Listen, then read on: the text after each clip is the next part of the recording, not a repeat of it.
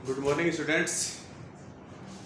आज अलंकार का जो टॉपिक है आज हम उसको ख़त्म करते हैं, कल से आगे चलते हैं। अपने एक दो अलंकार और बच रहे हैं, आज उसको कंप्लीट कर लेते हैं। ठीक है, आज अपना अलंकार रहेगा उत्प्रेक्षा अलंकार। दो अलंकार की बात करेंगे हम, एक तो है उत्प्रेक्षा और एक दूसरा है मानवीकरण अलंकार। ये 10th वालों के अलंकार का टॉपिक पूरा ऐसे कैसे सारे अलंकार हैं 10th क्लास में, तो उनको स्पेशली देखने हैं उनको तो हर हालत में। अच्छा, पीडीएफ के लिए मैं आपको कुछ ही समय में पूरे नोट्स वगैरह भी अवेलेबल करा दूंगा, लेकिन आप लोग इसको यहीं पे समझिए, ज़्यादा बेटर है। ठीक है, पीडीएफ के ज़्यादा डिपेंड मत होजिए। अरे समझो ना, लिखना क्या है, समझो चीज़ को कि हो क्या रहा है, कैसे हो रहा है, बस सीधी सी बात ये है। क्यों पे अपने ज्ञान को टिकाया करो, रटने पे ज़्यादा भरोसा मत रखो। ये है तो क्यों है, बस टेक्निकली सोचो। ठीक, तो आज अपन बात करते हैं उत्प्रेक्षा अलंकार की। उत्प्रेक्षा अलंकार देखिए, हमने बात की कि जब उपमेय की उपमान से तुलना की जाए तो कौन सा अलंकार था? उपमा। जब उपमेय पर उपमान का जब अभेद आरोप कर दिया जाता है तो रूपक। लेकिन जब उपमेय में उपमान की संभावना व्यक्त की जाए तो वहां पर होता है उत्प्रेक्षा अलंकार। तो इसके हम लिखेंगे, जब उपमेय में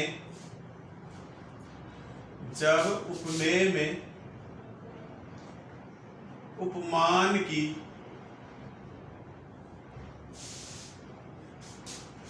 संभावना व्यक्त की जाए,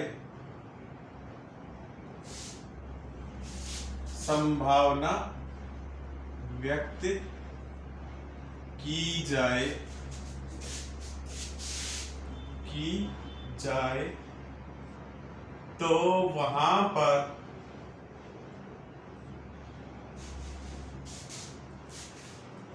उत्प्रेक्षा अलंकार होता है।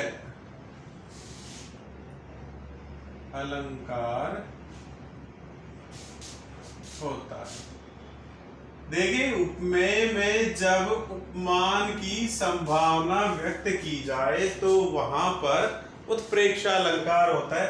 अब ये उपमेय उपमान मैंने आपको शुरू में इसीलिए बता दिया था कि ये आपके क्लियर होने ही चाहिए कि किसे उपमेय कहते हैं और किसे उपमान कहते हैं। हमने बात की जिसकी तुलना की जाए वो उपमेय है और जिससे तुलना की जाए वो उपमान है। इसको दिमाग में ढंग से बिठा लेना, ये दो चीजें बार बार हमारे काम आएंगी, उपमेय और उपमान। तो जिसकी तुलना की जा रही है, साधारण चीज जिसकी तुलना की जा रही हो उपमेय है, और जिस प्रसिद्ध वस्तु के साथ तुलना की जा रही है वो है उपमान। ठीक है, उदाहरण देखते हैं। संभावना कैसे, देखिए हमने कल कहा एक तो क्या है मुख्य, उसी उदाहरणों को उठाते हैं, समझ में आए। चंद्रमा के समान है, अगर ये कह रहा है तो कौन सा था? उपमा। हम ये कहें मुख चंद्रमा है, अब कौन सा था? रूपक। और तीसरा ये कहा जाए कि मुख मानो चंद्रमा है। अब ये जहां माना जा रहा है, जहां संभावना व्यक्त की जा रही है, वहां पर होता है कौन सा? उत्प्रेक्षा अलंकार। तो ये जो मानो शब्द हमारा जो आ रहा है, ये जो मानो शब्द हमें यहाँ दिखाई दे रहा है, यही बता रहा है कि यहाँ पर कौन सा अलंकार है? उत्प्रेक्षा अलंकार। तो इसकी एक पहचान और होती है कि उत्प्रेक्षा अलंकार में कुछ शब्द होते हैं, जैसे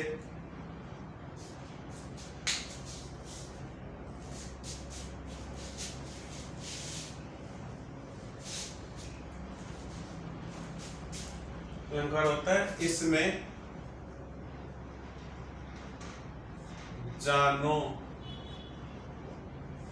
मानो, जनहू, मनहू, जानो, मानो, जनो, मनो, जनु, मनु आदि शब्दों का प्रयोग किया जाता है। जनु मनु आदि शब्दों का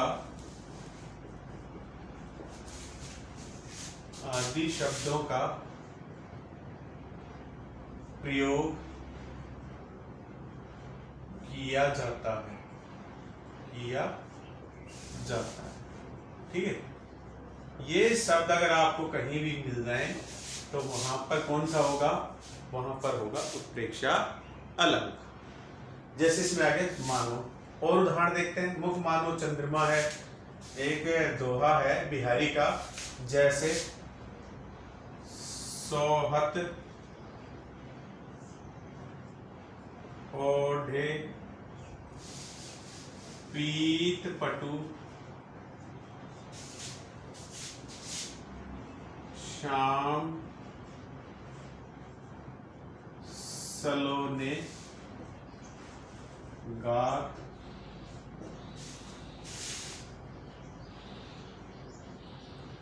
मनहु नीलमणि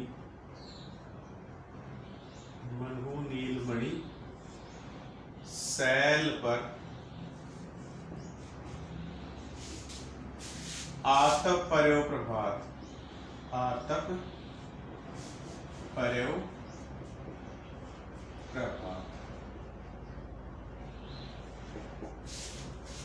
सोहत ओढ़े पीत पट श्याम सलोने गात, कि अपने सांवले सुंदर शरीर पर पीले रंग के वस्त्र धारण करके भगवान श्री कृष्ण बहुत ज्यादा सुशोभित हो रहे हैं। आगे रहे मनो नीलमणि सैल पर, इनका सौंदर्य इतना ज्यादा है कि ऐसा लग रहा है मानो नीलम रत्न के पर्वत पर आता पर्यो प्रभात, कि प्रातः काल की सूर्य की किरणें आकर गिरे रही हूं। तो यहाँ पर संभावना व्यक्त की जा रही है, और संभावना को व्यक्त करने के लिए यहाँ पर काम में लिया जा रहा है मनो शब्द। ठीक है। और क्योंकि मनो शब्द काम में लिया जा रहा है तो यहाँ पर कौन सा है? उत्प्रेक्षा अलंकार। संभावना व्यक्त की जा रही है, उत्प्रेक्षा अलंकार। ठीक है। और देखो इसका तीसरा उदाहरण, झीने, एक और बिहारी गई, पट में झुलमुली, झीने पट में झुलमुली झलकती ओप अपार सुर तरु की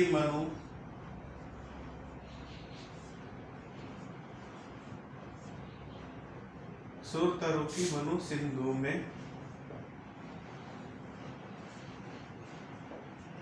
लस्ती सपल्लव डार। झीने पट में झुलमुली, की झीने आवरण में से नायिका का झुलमुली नामक आभूषण ऐसे झलक रहा है, ऐसे सुंदर दिखाई दे रहा है मानो कल्प वृक्ष की पत्तों से युक्त डाली क्षीर सागर में झुककर लहरा रही। तो झुलमुली आभूषण क्या है इसमें? उपमेय। और किससे संभावना बता दी गई है? सुरतरु की, किससे? सैपल्लव डार से। ठीक है, जो कि क्या है? उपमान। ठीक, तो संभावना व्यक्त की जा रही है। तो और यहाँ पर पहचान का सीधा सा शब्द क्या है? मनु। अगर मनु शब्द आ रहा है तो ये मनु शब्द ही हमें बता रहा है कि यहाँ पर कौन सा अलंकार होगा? कौन सा होगा? उत्प्रेक्षा अलंकार। तो जहां पर भी जनो मनो ये शब्द आते हैं, जानो मानो ये शब्द आते हैं, वहां पर होता है उत्प्रेक्षा अलंकार। और देखो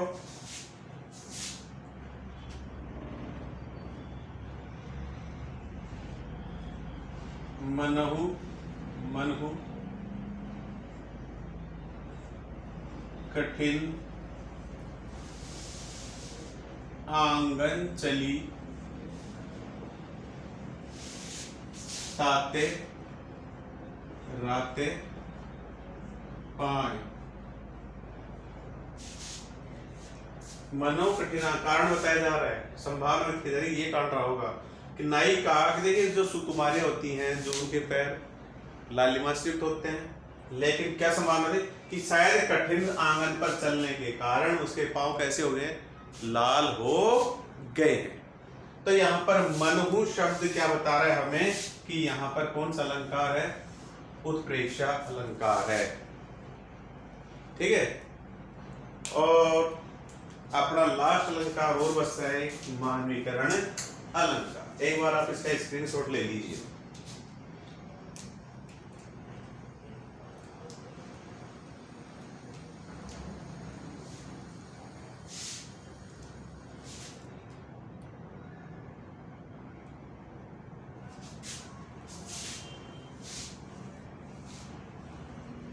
अब लास्ट अपना बचता है मानवीकरण अलंकार।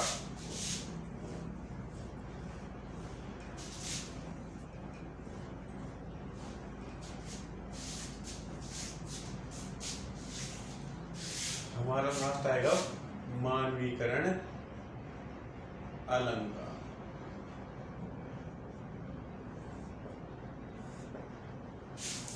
ठीक है, मानवीकरण में क्या होता है कि देखिए जब प्राकृतिक क्रियाओं पर मानवीय क्रियाओं का आरोप किया जाता है तो वहां पर होता है मानवीकरण अलंकार। क्या होगा, प्राकृतिक क्रियाएं होंगी और उन पर मानवीय क्रियाओं का आरोप किया जाता है।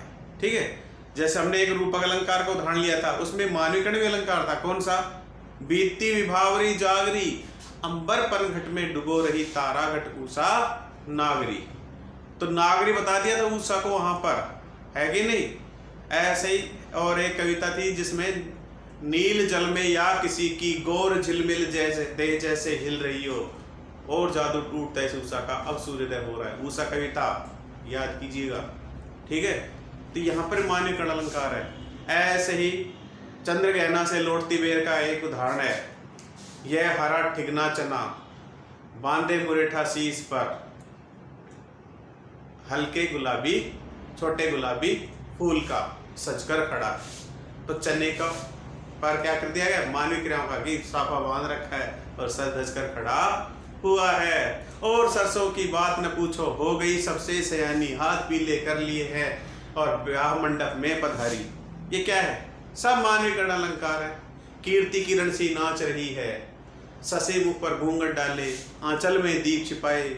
ये सब क्या है, प्राकृतिक क्रियाएं हैं, लेकिन किसका आरोप किया जा रहा है यहाँ पर, इन पर मानवीय क्रियाओं का क्योंकि आरोप किया जा रहा है, इस कारण यहाँ पर है कौन सा, मानवीकरण अलंकार। ठीक है, तो एक बार इसको पूरे को लिख लेते हैं अपन कि मानवीकरण अलंकार कहां पर होता है, जब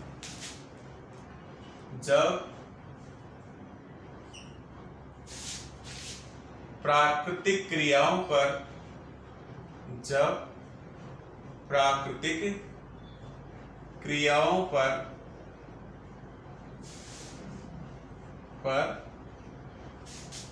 मानवीय क्रियाओं का आरोप किया जाता है,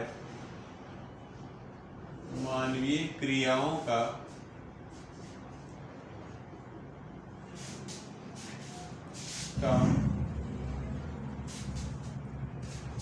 आरोप किया जाता है,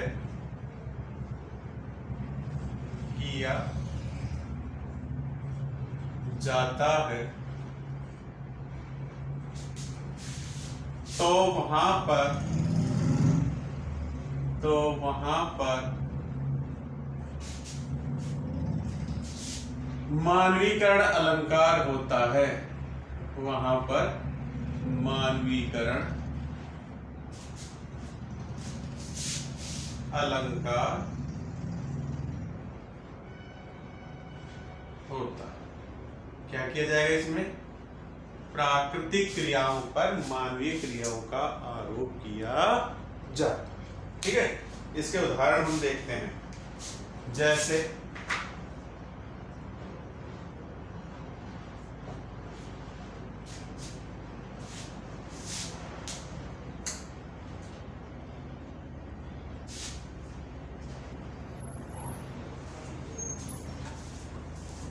युक्ति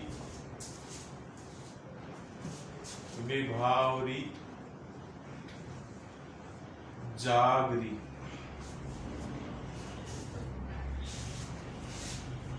अंबर पनघट में डुबो रही, अंबर पनघट में डुबो रही तारा घट उषा नागरी। देख इसमें रूपक अलंकार भी है और मानवीकरण अलंकार भी है। उषा नागरी क्या कर रही है, अंबर रूपी पनघट में तारे रूपी घड़ों को डुबो रही है। भाई घड़े, पानी के घड़े लेके आना, डुबोना, ये सब मानवीय क्रियाएं हैं। तो यहाँ पर मानवीकरण अलंकार भी और रूपक अलंकार भी, दोनों अलंकार इसमें काम कर रहे हैं। ठीक है, और देखो यह हरा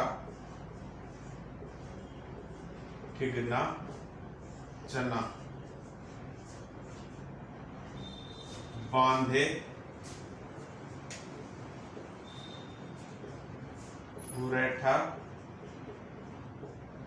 शीश पर।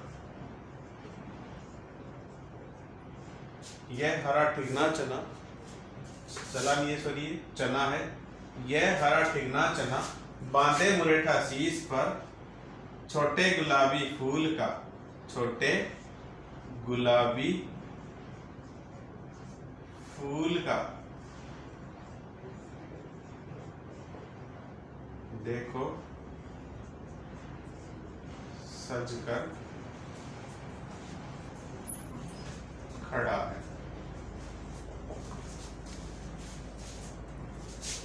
कवि चने के खेत के पास से लौट रहा है। चने का खेत है, लाल लाल छोटे छोटे गुलाबी रंग के फूल आ रहे हैं। उनको देखकर क्या, यह हरा ठिगना चना, छोटा सा हरा सा चना, बांधे मुरैठा, मुरैठा कहते हैं पगड़ी को, कि मुरैठा शीश पर, ऐसे इसके जो ऊपर जो लाल लाल फूल आ रहे कैसे लग रहे हैं, जैसे छोटे गुलाबी फूलों को क्या बांध रखी हो, पगड़ी बांध रखी हो, सजकर खड़ा है। तो यहाँ पर प्राकृतिक क्रियाओं पर क्या किया जा रहा है, मानवीय क्रियाकार हो गया, सजना, पगड़ी बांधना, ये सब मानवीय क्रियाएं, और इन पर प्राकृतिक क्रियाओं पर क्योंकि आरोप किया जा रहा है, तो यहाँ पर है मानवीकरण अलंकार। ऐसे ही एक और उदाहरण देख लेते हैं हम।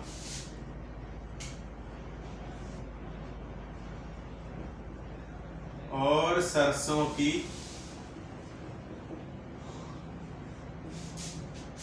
बात न पूछो,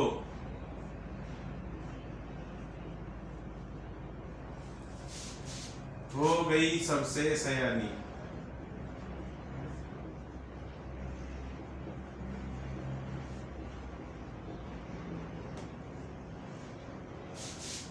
हाथ पीले कर लिए हैं, हाथ पीले कर लिए हैं, ब्याह मंडप में पधारी, ब्याह मंडप में पधारी।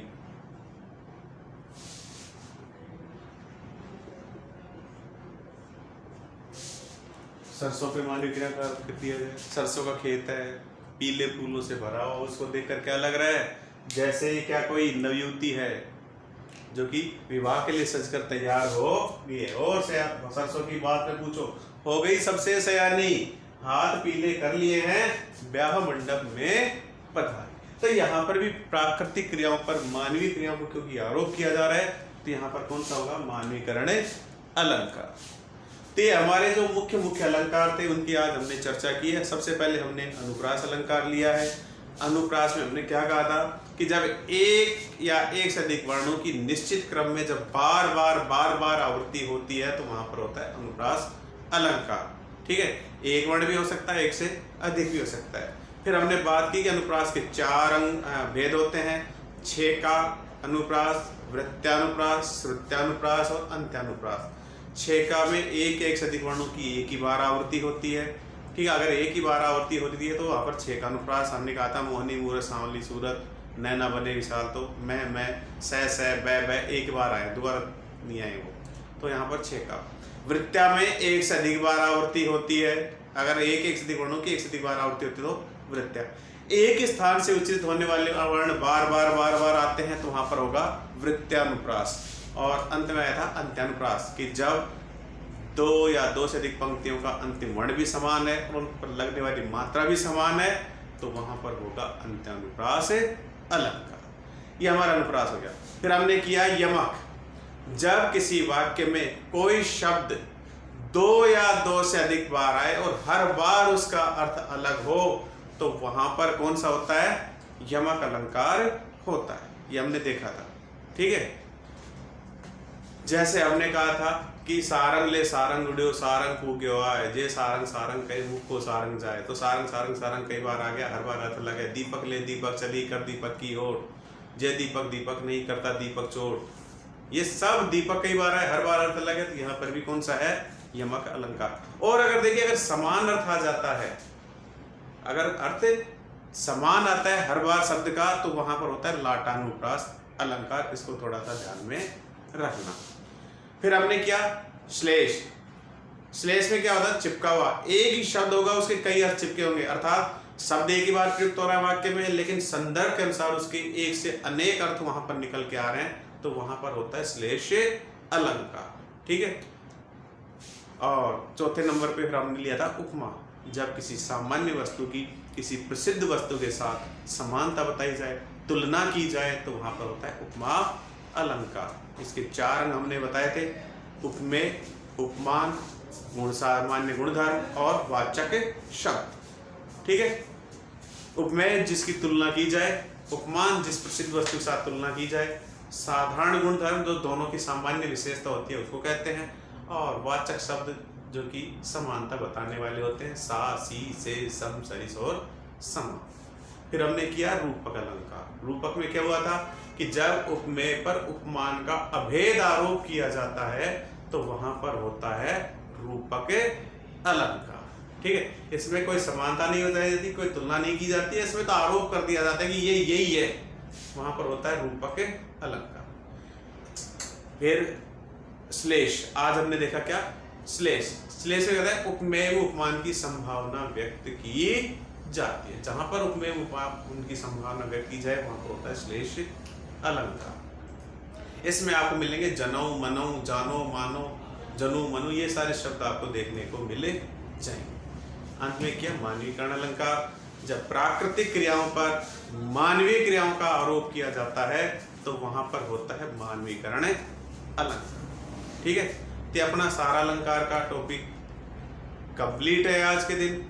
अगर इसमें कहीं भी आपको कोई भी समस्या आती है तो आप बेझिझक पूछ लेना, ठीक है। अपने हेमंत भैया लगा हुआ है, उसके पास आप कमेंट वगैरह भेज सकते हो, ठीक है। कहीं भी कोई भी समस्या है, ये दिन रात मेहनत कर रहा है आपके लिए, देखे आप कितने मेहनत करते हो, ये देखने वाली बात है, ठीक है। पीडीएफ आपको जल्दी उपलब्ध हो जाएगी, पीडीएफ की टेंशन मत लेना आप लोग बिल्कुल भी, 1-2 दिन में मैं अवेलेबल करा दूंगा, ठीक है।